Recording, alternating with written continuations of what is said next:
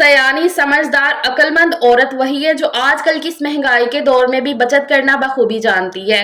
हर middle class औरत की ये ख्वाहिश होती है कि वो अच्छी और सस्ती खरीदारी करे।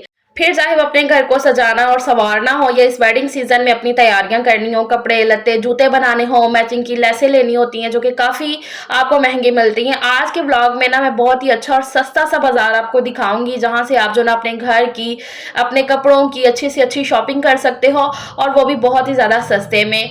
तो जहाँ पैसा बचाना इतना ज़रूरी है ना, वहाँ वक्त की भी उतनी कदर है, ताकि आप अपने प्यारों को अच्छा और क्वालिटी टाइम दे सकें।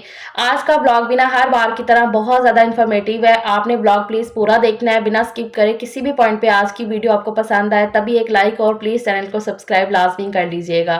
अस्सलाम वालेकुम जी, क्या हाल चाल है, कैसी है मेरी प्यारी सी यूट्यूब फैमिली। अल्हम्दुलिल्लाह जी मैं ठीक हूँ, अल्लाह का करोड़ों बार शुक्र है। संडे जहाँ पर सबके लिए छुट्टी का दिन होता है ना, वहीं पर औरतों के ना काम डबल हो जाते हैं, क्योंकि हम औरतों ने ना इस दिन पे काफ़ी ऐसे जो ना काम पेंडिंग करके रखे होते हैं कि हाँ भाई ये काम संडे को हो जाएगा, कहीं आना है जाना है, बहुत से काम ऐसे होते हैं जो संडे पे डिपेंडिंग हो जाते हैं। तो आज मुझे जो है ना थोड़ी सी शॉपिंग भी करने जाना था, जो कि मैंने सोच के रखा हुआ था, प्लान किया था कि संडे को ही ये करनी है। तो ये है जी मेरा वेलवेट का सूट। ये खाली शर्ट पीस है, जो मैं ओरिगा से थोड़े दिन पहले लेकर आई हूँ, और साथ में ये खद्दर का सूट भी लाई थी। ये मैंने आपको लगता है नहीं दिखाया है, चलो अच्छे से फिर कभी बैठ के दिखा दूंगी। अभी तो मुझे निकलना था, सुबह के 10:30-11 बजे का आई थिंक टाइम हो गया था। फटाफट से मैंने अपने काम जो है ना वो ख़त्म कर लिए हैं। हाँ, मशीन लगाई, कपड़े भी धो लिए, बच्चों को सबको नाश्ता भी हमने करवा दिया, और घर की जो ना क्लीनिंग भी हो चुकी है। और उसके बाद फटाफट से मैं रेडी हो गई और निकल आई हूँ मैं बाहर यहाँ बाज़ार के लिए। अच्छा, हमारे घर के ना नज़दीक ही ये संडे बाज़ार लगता है, हर इतवार को ये बाज़ार लगता है, काफ़ी सस्ता होता है। आप सबको मेरे जो है ना लिविंग रूम का जो मैंने मेकओवर किया है, अपने सोफ़ा कम बेड का कवर सिलाई किया है, तो वो भी मैं यहीं से लेकर गई हूँ। ये एक साइड पे यहाँ पर लंडा लगा होता है, इस तरह से ना आपको फ्रेश कपड़ा भी मिल जाएगा, जो कि मैंने काफ़ी आपको अच्छे तरीके से बता दिया है अपने, जब मैंने लिविंग रूम का मेकओवर किया है ना, तो वो मैं कपड़ा यहीं से लेकर गई थी। बहुत सारे मुझे सवाल आए थे कि आप ये लंडा बाज़ार कहाँ लगता है, हमें बताइएगा। तो ये हमारे घर के नज़दीक ही है, इतवार बाज़ार लगता है, मतलब कि संडे बाज़ार। यहाँ पर ना ज़रूरियात ज़िंदगी की बहुत सारी अच्छी अच्छी चीज़ें आपको मिल जाएंगी, सिर्फ आपको सर्च करना आना चाहिए। घरदारी के लिए ना बहुत सी ऐसी चीज़ें हमें चाहिए होती हैं, तो वो आपको मिल जाएंगी। मुझे आज सिर्फ लेसें लेनी थी अपने सूटों के लिए, जो वेडिंग के सूट मैं लेकर आई हूँ ना, तो उसी के लिए ना मुझे लेसेस चाहिए थी, मैं वही लेने के लिए आई हूँ। बाकी और तो मुझे कुछ नहीं चाहिए था। ये मैं सब आपके लिए रिकॉर्ड कर रही थी, आप सबको दिखाने के लिए, क्योंकि मेरी ये पूरी कोशिश होती है कि अगर मुझे किसी चीज़ से फ़ायदा हुआ है, मैं किसी चीज़ से सेटिस्फाइड हूँ ना, तो मैं अपनी बहनों के साथ भी लाजमी वो चीज़ शेयर करूँ, ताकि उनको भी उस चीज़ से फ़ायदा हो सके, उनको भी कुछ सीखने को समझने को मिल सके। अब यहाँ पर ये देखें जी, ये बर्तन है, किचन की आइटम्स लातादाद आपको मिल जाएंगी, अच्छी से अच्छी, बहुत ही ज़्यादा सस्ते में। बड़ी से बड़ी आइटम ले लो। ये जो डब्बे होते हैं इनकी तो काफ़ी ज़्यादा ज़रूरत होती है किचन में, तो मुझे भी जो चीज़ चाहिए होती है मैं लेकर जाती हूँ। यहाँ से काफ़ी कुछ मैं लेकर गई भी हूँ। अच्छा, अक्सर ख़वातीन को मैंने देखा है कि वो ये सोचती हैं कि अगर ये सस्ती चीज़ें हैं तो अच्छी नहीं होंगी, और वो शर्म भी महसूस करती हैं इनको ख़रीदने में, कि ये रोड किनारे जैसे सड़क किनारे चीज़ें लगी हैं तो हमने नहीं ख़रीदनी है, उनको शर्म आ रही होती है। तो अगर यही चीज़ों को उठा कर ना बड़ी दुकानों में रख दिया जाए ना, तो फिर वो इसकी दुगनी से तिगनी कीमत देकर निकलेंगी। हाँ, होता है कि लो क्वालिटी की भी होती हैं चीज़ें, लेकिन इनकी प्राइस भी तो फिर उस हिसाब से होती है ना। छोटे से बच्चे को आप देखो कि कितनी प्यार से वो अपनी दुकान को सजा रहा है, तो मुझे ऐसे लोगों से चीज़ खरीदना बहुत ज़्यादा अच्छा लगता है। एक तरह से इनकी हेल्प हो जाती है, क्योंकि इनके पास जो है ना वो एक कोई प्रॉपर कोई अड्डा या कोई प्रॉपर दुकान नहीं होती। इन्होंने इस तरीके से ना ऐसे दुकानें लगानी होती है और अपना रोज़गार बनाना होता है। तो मेरा यही मानना है कि ऐसे लोगों से हमें खरीदारी करनी चाहिए। अच्छा खैर, मैं लेसें लेने आई थी, तो ये वेलवेट के सूट के लिए मुझे लेस चाहिए थी, ये मैंने निकलवाई है। अच्छा, यहाँ पर ना बहुत ही अच्छी और रिज़नेबल प्राइस पे आपको लेस मिल जाएगी। लगाई इन्होंने यहाँ पर देखें, फिर से रोड किनारे हैं, लेकिन सच में बहुत ही सस्ती आपको लेस मिल जाएगी।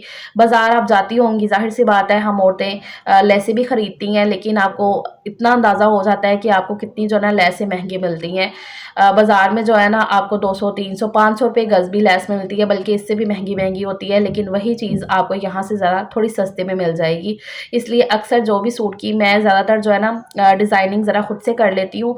इस तरीके से ज़रा ट्रेंडिंग के हिसाब से सूट भी बन जाते हैं और दूसरा ये होता है कि ज़रा थोड़ा-सा ना कम कीमत में बन जाते हैं। बाज़ार से अगर आप रेडीमेड सूट खरीदते हो ना मतलब पूरा ऐसे फुल काम हुआ, तो वो ज़रा थोड़ा-सा एक्सपेंसिव पड़ता है बामुकाबले अगर इस तरीके से खुद से आप अगर चीज़ बना लेते हो ना, तो एक तो वो ज़रा ट्रेंडिंग के हिसाब से बन जाती है, आपकी पसंद के हिसाब से और अच्छी भी लगती है।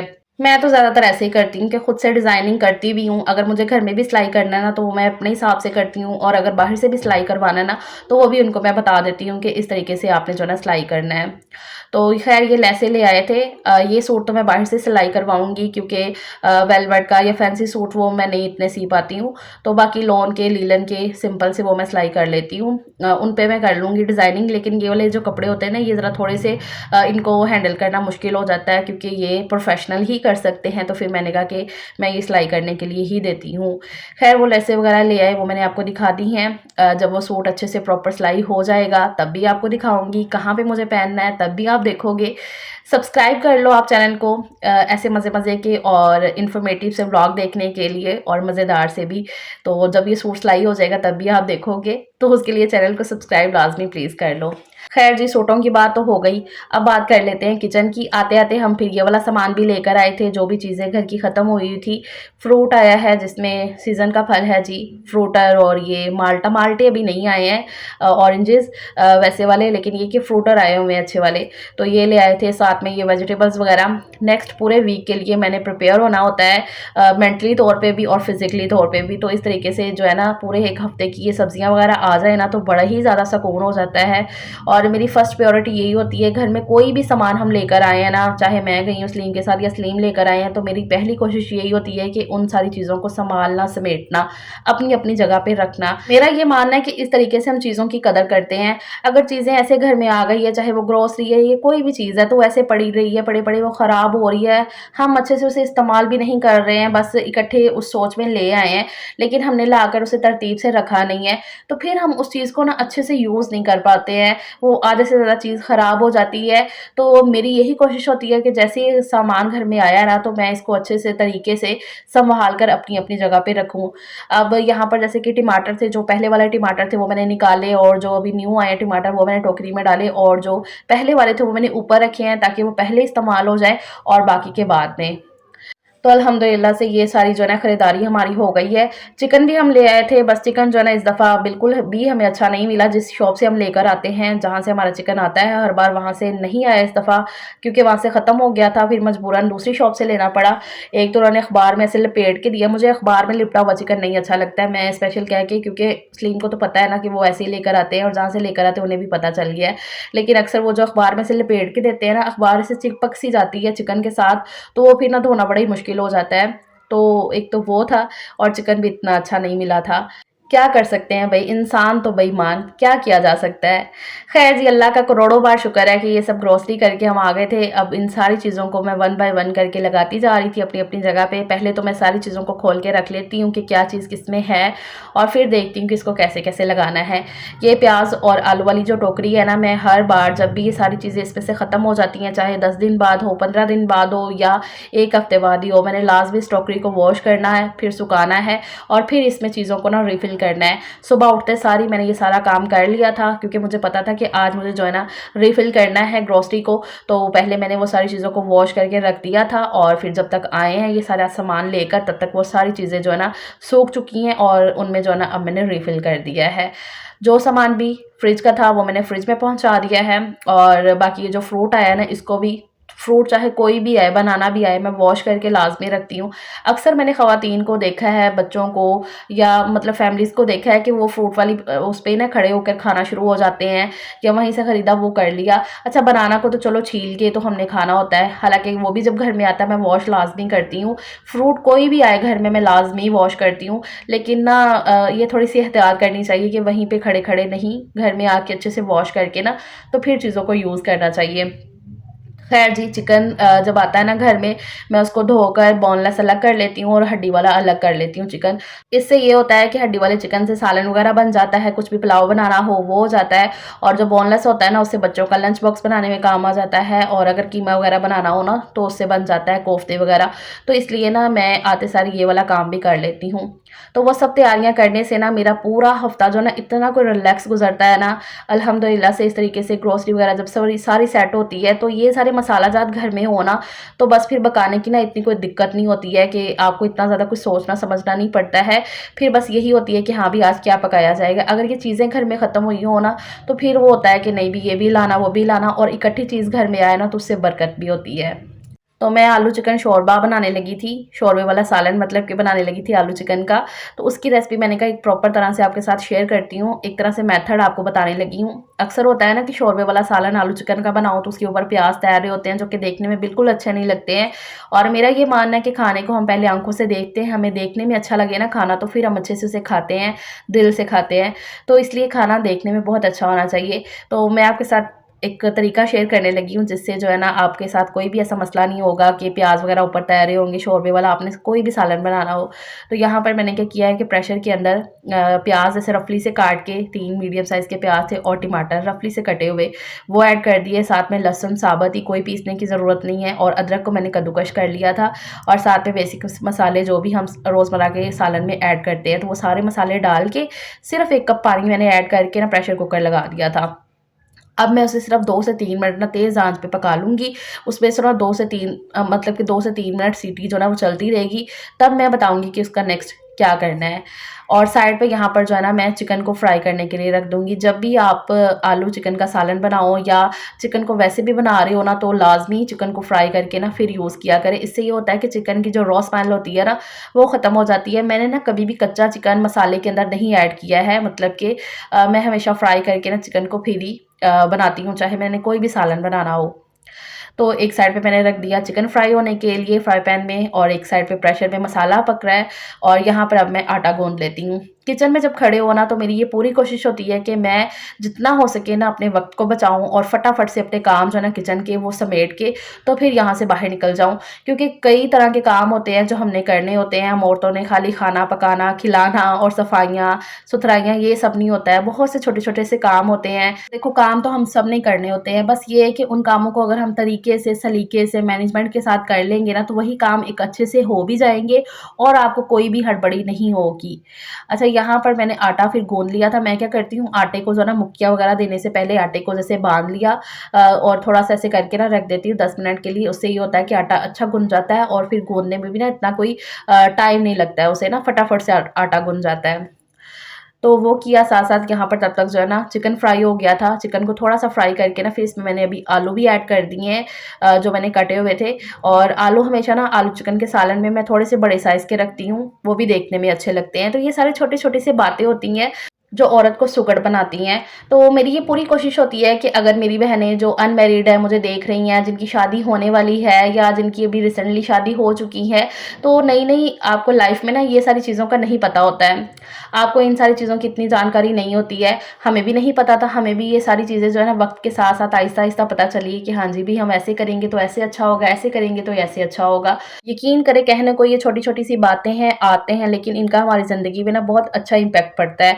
अगर हम इनको अपनी ज़िंदगी में इम्प्लीमेंट करें ना, तो बहुत ही पॉज़िटिव असर आता है।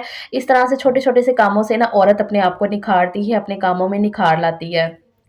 अच्छा ख़ैर, वहाँ पर सालन भुनने के लिए मैंने रखा हुआ था, तो जब तक वो भुन रहा था मैंने कहा मैं और सलीम बैठ के खाते हैं ये ऑरेंजेस और साथ में एक क्वालिटी सा टाइम स्पेंड करते हैं। अपने कामों में से ना थोड़ा-थोड़ा टाइम निकालना अपनी फैमिली के लिए, अपने हस्बैंड के लिए, यकीन करें ये आपकी ज़िंदगी में इतना ज़्यादा सुकून देता है ना, बहुत ज़्यादा आपको अच्छा लगता है। आपकी वो जो थकन, आपकी जो वो होती है ना परेशानी, और पूरा दिन का फटाफट से काम करते रहना, दिमाग में वो जो चल सो चल काम चल रहे होते हैं ना, तो उनसे वो जो रिलैक्सेशन है ना, वो आपको यही जो आपके 10-15 मिनट का आपका टाइम होता है ना, आपकी फैमिली के साथ, आपके हस्बैंड के साथ गुज़ारा गया, तो वो आपकी थकन को ना ख़त्म कर देता है। अगर आप ऐसे कामों के बीच में थोड़ा-थोड़ा टाइम अपनी फैमिली के लिए भी निकाल लें, अपने कामों के लिए भी पूरा जो है ना अपने कामों पे टाइम भी दें, उन पे भी 100% अपना जो है ना वो दें, और अपनी फैमिली पे भी। फिर देखिएगा कि ना ही आपको अपनी ज़िंदगी से कोई गिला-शिकवा होगा और ना ही आप अपने कामों से परेशान होंगी। अच्छा ख़ैर यहाँ पर बातों-बातों में सालन बन गया है, तो मैंने क्या किया गर्म पानी ऐड किया था इसमें शोरबा बनाने के लिए। जब भी आपने ऐसे शोरबे वाला सालन बनाना हो ना तो उसमें गर्म पानी ही ऐड करें शोरबा बनाने के लिए। फिर मैंने इसको थोड़ा पका लिया था और यहाँ पर देखिए मज़ेदार सा सालन तैयार हो गया है। ना इस पे प्याज़ तैर रहे हैं और ना ही कुछ मसाले वग़ैरह। तो कितना अच्छा लगता है ना ऐसे सालन देखने में। तो अल्हम्दुलिल्लाह से अपने घर की ज़िम्मेदारियों को अच्छे से पूरा करके इधर मैं अम्मी के घर पे आ गई हूँ। अब अपनी बहन की ज़िम्मेदारी निभाने के लिए बाबर बाहर खड़ा हुआ था। अम्मी, अब्बू और अरूज़ गए हुए थे। मेरी चाचू की बेटी की दिनों की रस्म थी, तो उधर गए हुए थे वो। तो फिर ना बाबर बाहर था। वो दोपहर से लेकर ना शाम तक उसके बाहर घूमने का टाइम होता है, तो वो गया हुआ था बाहर। तो फिर ये जो टाइम होता है ना शाम को उसके घर वापस आने का होता है और अम्मी अब्बू को देर हो जानी थी आने में। तो फिर ना अब्बू की मुझे कॉल आई। मेरी पहली बात हुई थी उनसे कि अगर आपको देर हो जाएगी ना तो मुझे आप बता दीजिएगा। तो फिर उस हिसाब से ना मैंने अपने कामों को वाइंड अप कर लिया था, घर के कामों को। तो फिर अब्बू की मुझे कॉल आ गई कि हमें देर हो जानी है। तो फिर मैं आई, बाबर को बाहर से लिया आके, फिर आके उसको फ्रेश वगैरह करवाया है, जो भी उसका होता है डेली का करने वाला वो किया करवाया और उसकी व्हील चेयर को बाहर रख दिया है। वो मुझे बताता जा रहा था कि फ़रा बाजी उधर रख दो मेरी व्हील चेयर। मुझे खैर पता तो होता है थोड़ा बहुत, लेकिन फिर भी डेली की जो काम होते हैं करने वाले, तो वो मुझे साथ-साथ कहता जा रहा था। तो अभी इसको जो है ना खाना-शाना खिलाती हूँ। खाना मैं ले आई थी घर से पैक करके, हालाँकि पड़ा हुआ था सालन इधर, लेकिन फिर भी मैंने कहा कि चलो ले जाती हूँ। बाबर को होता है ना, आए पसंद ना आए। मेरा पहले दिल था कि उसके लिए बर्गर या शौरमा वगैरह ले जाऊँ, लेकिन इस टाइम ना उसे ये सारी चीज़ें इतनी हज़म नहीं होती हैं, तो फिर मैंने कहा कि चलो खाना ही लेकर चलती हूँ। तो अब मैं उसे बैठ के खाना खिलाती हूँ। इस टाइम जो है ना खाना उसे खिलाना पड़ता है बाबर को। दिन में तो वो खा लेता है, लेकिन इस टाइम ना वो ज़रा बाहर से आया होता है ना तो वो थोड़ा-सा ऐसे थक जाता है और बाहर भी वो लाज़मी जाता है, वरना उसे नहीं समझ में आती है। उसको ना फिर उसका मूड ख़राब हो जाता है अगर वो बाहर ना जाए ना किसी दिन। हाँ, कभी तबीयत वग़ैरह उसकी ख़राब हो फिर नहीं जाता है वो, वरना तो उसका डेली का है कि वो 2-3 घंटे ना बाहर स्पेंड करके आता है। और हाँ, जिनको बाबर का नहीं पता है, जो फर्स्ट टाइम मेरा व्लॉग देख रहे हैं ना, उनके लिए बता दूँ कि बाबर मेरा भाई है, एक ही भाई है मेरा और कंडीशन तो आपके सामने है, उसका मैं क्या ही बताऊँ। ख़ैर बाबर को खाना खिलाते-खिलाते ना अम्मी-अब्बू आ गए थे, फिर अम्मी-अब्बू और रोज़ फिर उनसे बैठ के बातें-शातें की, चाय वग़ैरह पी और फिर घर के लिए निकल आए हैं। बच्चों ने कह दिया था कि पीनट ले आना मम्मा वग़ैरह आते-आते, तो फिर हम पीनट ले लिए इधर से और घर आए तो बिग बॉस देखा। आज फाइनल था बिग बॉस का और फाइनली इस बार हमारा favourite GK Gaurav Khanna winner हुए हैं। कौन-कौन देखता है बिग बॉस? मैं तो बहुत सालों से देखती हूँ और बिग बॉस लवर हूँ। मुझे बड़ा अच्छा लगता है बिग बॉस देखना। गौरव गौरव खन्ना! तौबा! ये हम सबकी एक्साइटमेंट थी गौरव के जीतने के बाद। ख़ैर जी, ये मेरा आज का व्लॉग है, संडे के पूरे दिन की रूटीन है। उम्मीद करती हूँ आपको अच्छी लगी होगी और इन्फॉर्मेटिव भी होगी। अपना बहुत सा ख़्याल रखिएगा, मिलती हूँ बाद में। अल्लाह हाफ़िज़।